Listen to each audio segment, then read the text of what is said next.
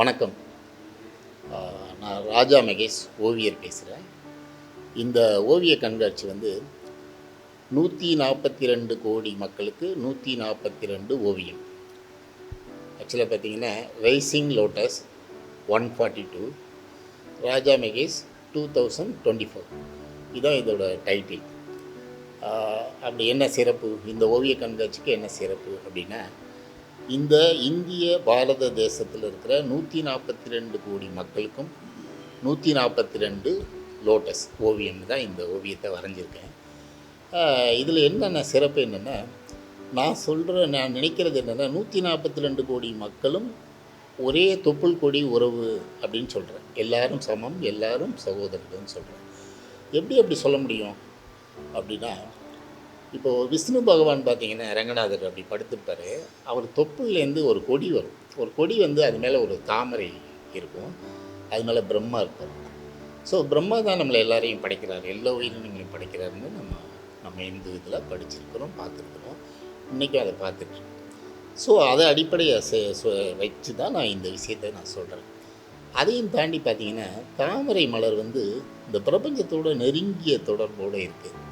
நாங்கள் இங்கே என்ன செஞ்சுருக்கோம், 5 விதமாக பிரித்து நீர், நிலம், காற்று, ஆகாயம், நெருப்புன்னு 5 விதமான வண்ணங்கள் தலை பூசி இந்த ஓவியங்கள் வரையப்பட்டிருக்கு.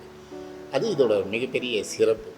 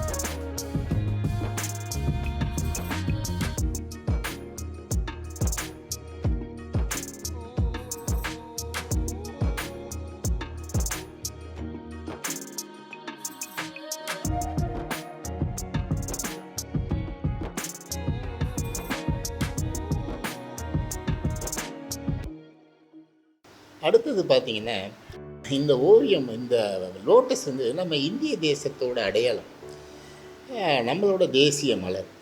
இப்போ இங்கே நம்ம அதை வந்து தேசிய மலர் ஓகே, ஆனால் வெளிநாட்டில் அதை அப்படி தான் பார்க்குறாங்க. இன்றைக்கி நம்ம உலக அரங்கில் வந்து 5வது இடத்துக்கு போயிட்டோம், பொருளாதாரம் ரீதியாக 5வது இடத்துக்கு போயிட்டோம். இப்போ நம்மளை எல்லோரும் உற்று நோக்குறாங்க. இந்த மாதிரி ஒரு நேரத்தில் நம்ம எல்லோரும் ஒன்றா சமமாக இருந்து எல்லோரும் சேர்ந்து போராடினால் நம்ம 1வது இடத்துக்கு வந்துடுவோம். அதற்காகவே இந்த ஓவியங்களை நான் சமர்ப்பிக்கிறேன். இந்த நேரத்தில் இந்த ஓவிய கண்காட்சியை நடத்துறது மிகச் சிறப்பாகவும் இருக்குது. ஏன்னா இன்றைக்கி இந்த தேர்தல் களம் என்பதால் தினமும் தாமரையை பற்றி பேசிக்கிட்டு இருக்கோம். ஸோ இந்த நேரத்தில் இதை பண்ணும்போது இன்னும் அந்த எல்லா இடத்துக்கும் தாமரை மலரோட அந்த மகிமையை நான் கொண்டு சேர்க்கறதுக்கு எனக்கு ஏதுவாக இருக்குது. எனவே தான் நான் இந்த நேரத்தில் இந்த கண்காட்சியை நடத்துகிறேன். இந்த கண்காட்சியை மேலும் நான் தமிழ்நாடு ஃபுல்லாக வெளி மாநிலங்கள்லேயும், டெல்லி, பாம்பே, வெளிநாடுகள்லையும் போய் இந்த கண்காட்சியை நடத்தணும்னு இருக்கேன். இப்போ நாங்கள் 142 ஓவியத்தை வரைஞ்சி இங்கே அந்த டிஸ்பிளே பண்ணி காட்சிப்படுத்திய உடனே இந்த இடத்துக்கு ஒரு பாசிட்டிவ் எனர்ஜி வந்துருச்சு. இங்கே வந்துடுறவங்க சொல்கிறாங்க, இது ஆக்சுவலாக பார்த்திங்கன்னா இந்த இடம் வந்து ஒரு ஆயுர்வேத கிளினிக், சுகாயூர் ஆயுர்வேதா கிளினிக்னு 4 மாதங்களுக்கு முன்னாடி இதை துவங்கினோம். இதில் ஓவியமும் வைத்தியமும் 2ம் ஒன்றா இணைந்து பண்ணணுன்றது தான் எங்களோட பிளான். இங்கே வந்து இப்போ ஓவியங்கள் டிஸ்பிளேயில் இருக்குது, அதோட வைத்தியமும் பண்ணுறோம். இந்த வைத்தியத்துக்கு வர்றவங்க தன்னை வந்து நல்லா இருக்கிறவங்க இன்னும் சிறப்பாக நல்லா இருக்கிறதுக்கு தான் சித்த வைத்தியம் பார்த்திங்கன்னா இந்த ஆயுர்வேத வைத்தியம். வரவங்க சொல்கிறாங்க, இங்கே வந்தோன்னே எனக்கு பீஸ்ஃபுல் ஆகிடுது, உள்ளே வந்தோடனே இந்த மலர்களெல்லாம் பார்த்தோன்னே மைண்டு ரொம்ப ரிலீஃப் ஆகிடுது. இன்னும் இந்த பஞ்சகர்மா இதெல்லாம் செஞ்சுட்டு வந்துட்டு இங்கே உட்காரும்போது வேறு எங்கேயும் போன ஒரு ஃபீல் வருதுங்க. ஸோ அந்த பாசிட்டிவ் எனர்ஜியை இந்த ஓவியங்கள் கொடுத்துருக்கு. அதேமாரி தாமரை வந்து பாசிட்டிவான எனர்ஜி. நம்மளோட எல்லா தெய்வத்தோட கைகளிலும் பார்த்திங்கன்னா தாமரை இருக்கும். அந்த அடையாளம் இல்லாமல் எந்த தெய்வமும் இருக்கிறதில்ல. அப்படிப்பட்ட தாமரையோட மகிமையை நமக்கு தெரியணும், நம்ம உணரணும். நம்ம வந்து நம்மளோட குளங்களில் தாமரையை வளர்க்கணும். ஏன் தாமரையை வளர்க்கணும்னா, தாமரை வந்து நீர் மேலாண்மை. அது வந்து உச்சக்கட்ட நீர் மேலாண்மை. நீங்கள் நினைக்கிற மாதிரி இல்லை. மரங்களெல்லாம் தாண்டி, எல்லா தாவரங்களையும் தாண்டி, தாமரை வந்து நீர் மேலாண்மையில் மிக உயர்ந்த இடத்துல இருக்குது. எப்படி நான் சொல்கிறேன்னா, இப்போது நம்ம ஊரில் தாமரை குளம், மல்லி குளம், நிறைய குளம் இருக்கும். எல்லா குளமும் இந்த நீர் இல்லாத காலத்தில், அந்த மாதிரி வறட்சியான நேரத்தில் ஒவ்வொரு குளமாக தண்ணி வற்றிக்கிட்டே இருக்கும்.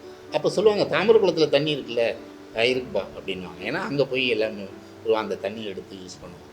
ஏன்னா இந்த தாமரை வந்து அந்த தண்ணியை பாதுகாக்குது. அங்கே இருக்கிற எல்லா உயிரினத்திற்கும் தண்ணியை கொடுக்குது. அப்படி ஒரு மிகச்சிறந்த ஒரு நீர் மேலாண்மையுடைய ஒரு இனம். அதை நம்ம வளர்க்கணும். எல்லா இடத்துலையும் தாமரையை வளர்க்கணும், தாமரை மலரணும். அது ரொம்ப முக்கியம். தாமரைன்றது மிகச்சிறப்பான ஒரு விஷயம். அது இங்கே எவ்வளவு தூரம் நம்ம வளர்த்தெடுக்கிறோமோ அவ்வளவு நமக்கு நம் மனித இனத்துக்கும் நம் உயிரினங்களுக்கும் மிக நன்மையை பயக்கக்கூடியது. அதில் இருக்கிற இதழ், வேர், அந்த எல்லாமே வந்து மூலிகை. அது எல்லாமே நமக்கு தேவைப்படுகிற ஒரு விஷயம். எனவே தான் நான் சொல்கிறேன், எல்லா ஊர்லேயும் வந்து குளங்களில் தாமரையை நம்ம விதைச்சி தாமரையை மலர வைக்கணும், தாமரையை வளர்க்கணும். ரே ஆர்ட் அண்ட் டிசைன் ஸ்டுடியோ. ஆக்சுவலாக இது வந்து எப்படின்னா, ஆர்ட் சம்மந்தமான எல்லா விஷயமும் பண்ணுறதுக்கான ஒரு பிளேஸாக இதை நாங்கள் வச்சுருக்குறோம். இங்கே மெயினாக வந்து பெயிண்டிங்ஸ், ஆர்டிஸ்ட்டுக்கு சப்போர்ட்டாக இந்த இடத்த ஏற்பாடு பண்ணி நடத்திக்கிட்டு இருக்கோம். இங்கே ஓவிய கண்காட்சிகள் தொடர்ந்து நடைபெற இருக்கிறது.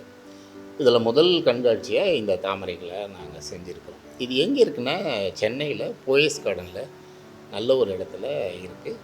இங்கே வந்து சுகாயூர் ஆயுர்வேதா வைத்தியசாலாவும் இந்த ரே ஆர்ட் கேலரி டிசைன் ஸ்டுடியோவும் ஒன்றா இணைந்து இந்த இடத்த நம்ம பயன்படுத்துகிறோம். இங்கே வந்து நீங்கள் பெயிண்டிங்கும் பார்க்கலாம், ஆயுர்வேதா சம்மந்தமான டிஸ்கஷன் எதுவும் பண்ணிக்கலாம், டாக்டர்கிட்ட கன்சல்ட் பண்ணலாம், நீங்கள் ட்ரீட்மெண்ட் எடுத்துக்கலாம்.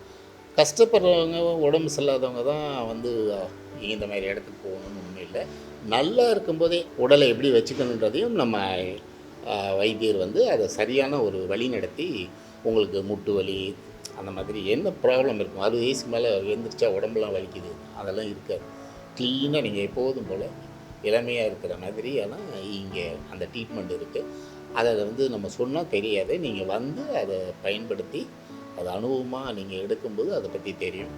கண்டிப்பாக நீங்கள் எல்லோரும், இந்த வீடியோ பார்க்குற எல்லோரும் ஒரு தரம் இந்த வைத்தியசாலாவுக்கு, சென்னை போயஸ் கார்டனில் இருக்கிற இந்த சுகாயூர் வைத்தியசாலாவுக்கு வரணும்னு நான் உங்களை அன்புடனும் தாழ்மையுடனும் கேட்டுக்கொள்கிறேன்.